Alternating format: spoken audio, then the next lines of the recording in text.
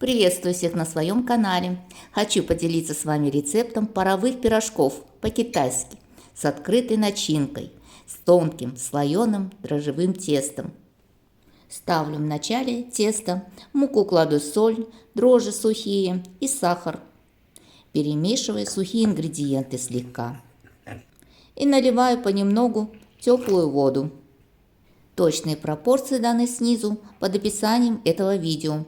Замешиваю крутое эластичное тесто, накрываю тарелкой и оставляю в теплом месте. В это время займусь начинкой. Обжариваю яйца на небольшом количестве масла. Масло у меня растительное. Солю немного и хорошо перемешиваю. Делаю яичный скрэмбл. Затем кладу мелко нарубленный чеснок в скрэмбл и зеленый лук. Лук я мелко порубила. Перемешиваю слегка, обжариваю. И пересыпаю сразу начинку в большую миску. Добавлю немного моркови.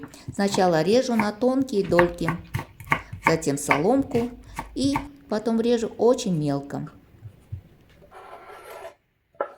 У меня тут 2 пучка джусая. Еще называют эту траву диким чесноком. Это любимая азиатская трава. Режу очень мелко и добавляю в общую миску.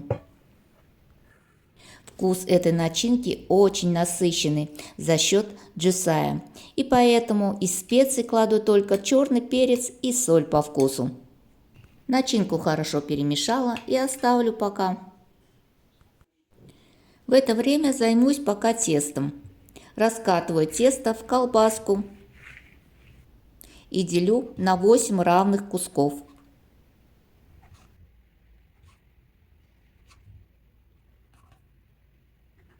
Затем беру каждый кусочек и обминаю, собираю как бы конвертиком. Затем делаю небольшую лепешку. Накрываю пакетом и оставляю тесто для расстойки на 15-20 минут. Раскатываю скалкой длину лепешку. Края теста стараюсь сделать чуть потоньше. Если липнет к столу тесто, то присыпайте мукой, но сильно не забивайте. Кладу начинку яичную и оставляю свободные края на 1,5-2 см примерно. Подгибаю края теста с 2 сторон.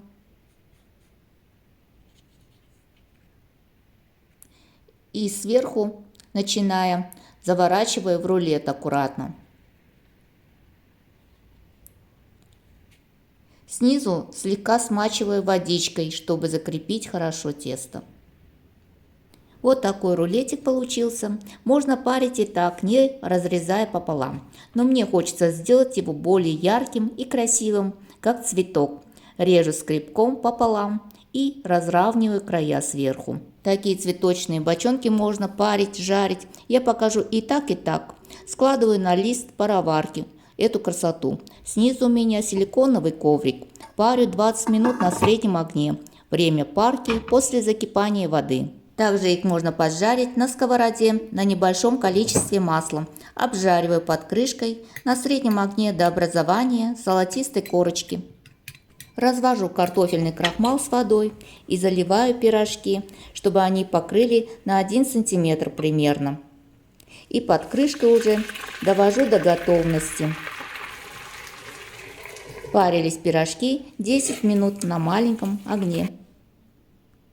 В общем, и так, и эдак получается вкусно и удобно. Выбирать только вам. Я лично разницу никакую особенно не почувствовала. Тесто очень тонкое и мягкое получается в обоих случаях. Начинка из яиц и джусая – это лучший вариант сытного и питательного ужина. А какая красота получается! То ли пирожок, то ли цветок, а может манты или пельмень. В общем, однозначно буду готовить это не раз. Друзья, всем спасибо за просмотр. Ставьте лайки, вам не трудно, а мне приятно. С вами была Наталья. Пока-пока.